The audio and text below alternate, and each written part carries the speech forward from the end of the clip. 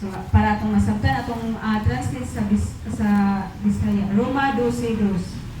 Okay, ingon diri sa dos. Ayaw kamo pagpayuyon sa pamatasan nining panahon na ipabag-o hinuon sa Dios sa inyong kaugalingon pinagi sa pagbag-o sa inyong panghunahuna aron masayan ninyo ang kabubut-on sa Dios unsay maayo hingpit ug makapahimuot kaniya. So sayron masayran gayud nato kung unsa ang kabubut-on sa Dios ngari sa tuang kinabuhi. So ikalima ningon diri, last na ni. Unsay oras? Living a purposeful life. No? To live a purposeful life. Okay. So pag kinabuhi nga may katuyuan sa tuang kinabuhi. So pag kinabuhi nga adunay katuyuan diha sa imuhang kinabuhi, ang Dios ba adunay katuyuan sa tuang kinabuhi sa matag usa sa tuang kinabuhi? Okay. So pag kinabuhi ta nga adunay katuyuan sa tuang kinabuhi, no? Gipakita diri sa Biblia kung unsay plano sa Ginoo diri sa tuang kinabuhi. So ang Biblia gipakita kini sa Ginoo aron nga ma-aplikar, no, or aron hitabo ang plano sa Dios ngari sa tuang kinabuhi. Ug aron kita matabangan kung unsa ang ato pagkahibalo sa katuyuan ug obligasyon nato. Mga kaigsunan. So, aduna tay katuyuan o obligasyon sa matag usa kanato isip kita mga anak sa Dios. Amen ba? Ang Biblia mao ni kini magpukaw kanato para mabuhat ang mga butang nga adunay unsa man kabuluhan, no? Adunay kanang meaningful ba ang imong kinabuhi? Ayo nang meaningful nga kana ang meaningful nga dili maayo, no? Kanang aduna bay kana ang maayo, no? Nga meaning sa imuhang kinabuhi. No, kung kabuluhan, no? Ang imuhang kinabuhi. No? Diin ang kalibutan o ang magkinabuhi sa kinabuhi puno sa pagigugmaay o puno sa gugma, mga kaigsuonan. Kung puno ka sa gugma, kung puno mo sa pagigugmaay sa matag usa-usa, meaningful gyud ang inyong kinabuhi. So adunay kahulugan ang inyong kinabuhi, mga kaigsuonan. No? Ningon diya sa Mateo 28:19 hangtod sa 20. Itong basahon.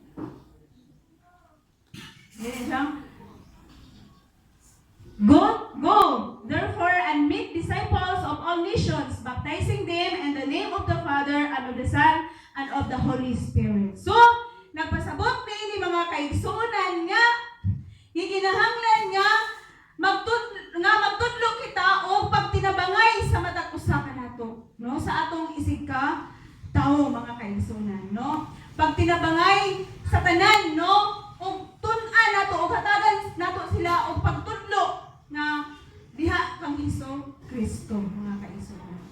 So, ang matag usa kanato kung ano na kita sa mga malisod nga mga kahimtang or sa malisod nga kapait sa ato ang kinabuhi. So, kita nga mga anak sa Dios, aduna kitay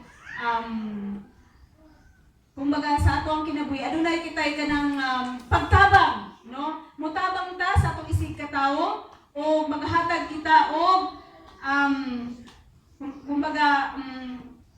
kumbaga nakahimo kita ng mga maayong butang nga mao kanay maka hatag og meaningful sa imong kinabuhi. Nga nakahatag ka o pagtabang sa imong isig ka tawo.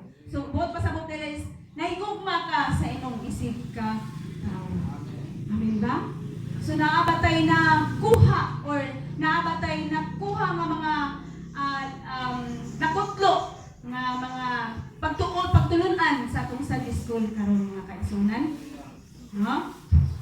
Ngayon diha. So ako pangutana, kinsay nagbasa diri o Biblia adlaw-adlaw?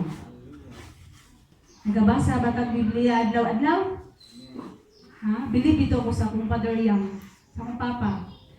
Sa isa ka adlaw, di? Isa, duha, tulo, upat. Murag kaupat sila magbasa. No? Gihagit kita nga magbasa ta o Biblia. No? Kay mauni maka palikon sa tuang pagtuo, mga kaigsuonan.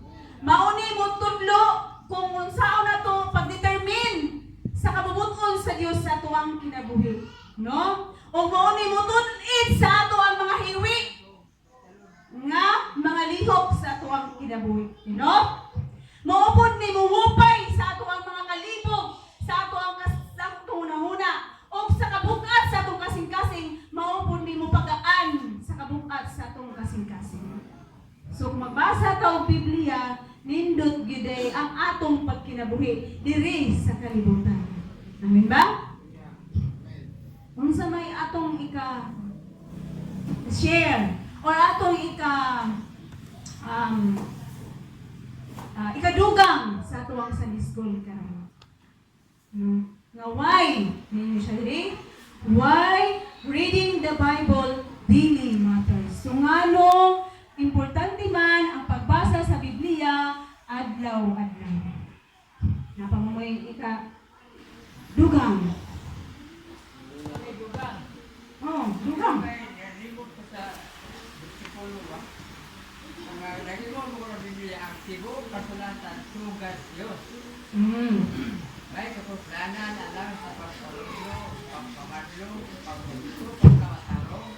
Ano ng tao masinangkapan, alas tanang may muluton. Nalibot ang Sipolo sila. Buwang kasulatan. So, sipit.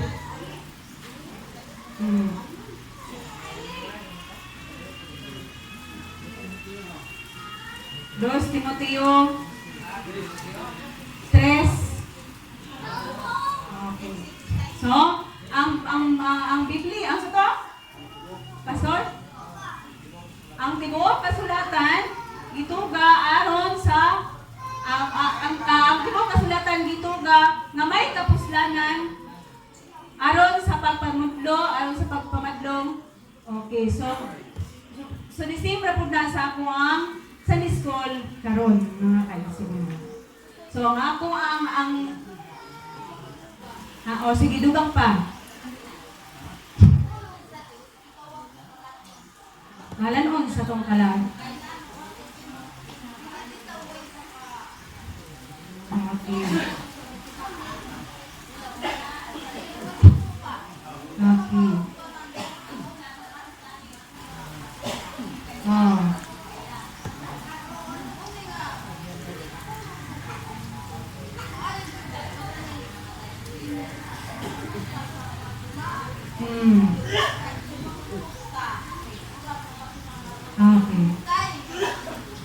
Okay. So kalanon sa tong kalag, sunana sa ikaupat na ko nga tema, ikaupat na ko nga sa paning. No, ikaupat nga nganong nga kinahanglan ta nga magbasa og Biblia. So niingon diha nga kinahanglan nga pauswagon nato ang espirituhanon nga bahin sa tuwang kinabuhi. So dugang na kong pagpalikon mga kaigsunan, akong dakong hagit sa matag usa kanato nga magbasa kita og Biblia adlaw-adlaw. Nagabasa ba tag Biblia mga kaigsunan? Okay. So dakong hagit nako sa matag usa kanato nga magbasa kita og Biblia matag adlaw-adlaw. Kining libruha nga mao ang Biblia o ang balaan nga kasulatan, dili kay sama lang ni sa libro nga uban nga atong basahon unya ato lang basta-basta nga basahon nga kanaan mubasa lang ta o ganahan. Ha? Mingaw ra ba? No? Nga mubasa lang ta o ganahan ta human og basa isuksok o ibutang sa kilid. No? Ang Biblia mao ni hinagibad sa matag usa nato sa tuang kinabuhi. No? Mao ni ato ang dakong katagayunan sa tuang kinabuhi. So gikinahanglan nga magbasa kita og Biblia matag adlaw-adlaw. No? Ang Biblia usa kini dakong pahinumdom kanato nga ang Biblia usa kini kasagrado nga libro sa tuang kinabuhi. So aduna kini kinabuhi. Kuha pa nato na. Aduna kini kinabuhi o maghatag kini o kinabuhi kanato. No? Muginhawa, no? O mao nga magbasa gayud kita og Biblia adlaw-adlaw. Aron nga maibaluan nato kung unsa or asa gikan ang tinuod kung nabitang natay kalibog, no? So malinawan ang atong mga panghunahuna. Ug giyahan kita ngadto sa kinabuhing walay katapusan. Amen ba? Ang Biblia makahimo kini sa pagpadayon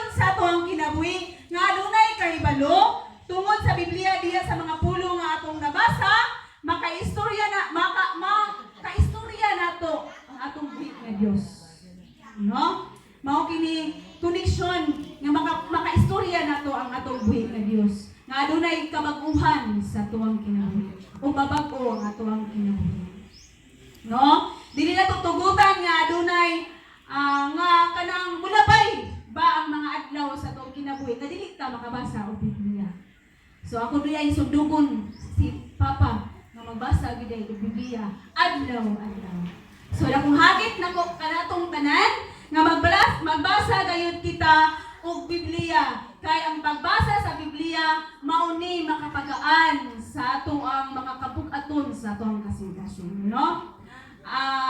Mao kini ang dakong hagit, no? Di lang sa pagta kay igo ra sa pagbasa ato ni siyang ikikinabuhi sa ato ang kinabuhi. So buot pasabot nga i-apply nato sa ato ang kinabuhi. So i-apply nato sa matag buhat o sa matag adlaw-adlaw nga nagkinabuhi ta diri sa kalibutan nga kung magbasa ta og Biblia ato po siyang pamalandungan o itisok sa atong kasing-kasing o sa atong hunahuna nga sa matag adlaw-adlaw nga nagkinabuhi ta sa kalibutan aduna di ay nagiya sa ato ang kinabuhi. Di makita sa? Di makita?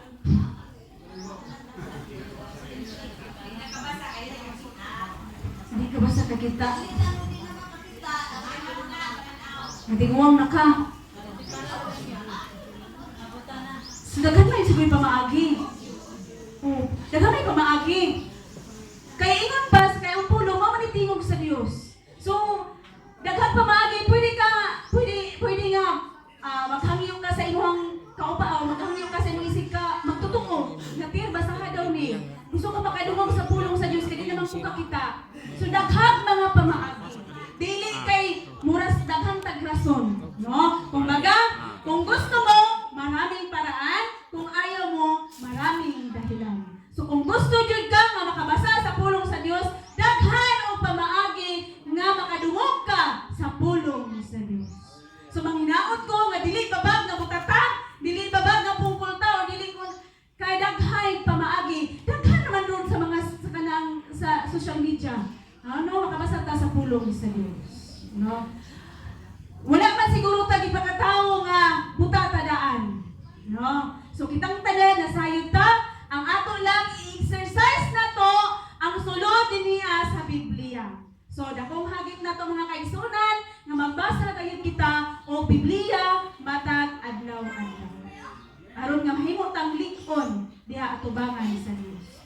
So dili lang kutaman sa ato ang Sunday school, manghinaot ko nga naatay mabitbit pag uli or manghinaot ko nga naatay nakutlo sa atong Sunday school. Daghang salamat ug ang Ginoo magapanalangin kanatong tanan.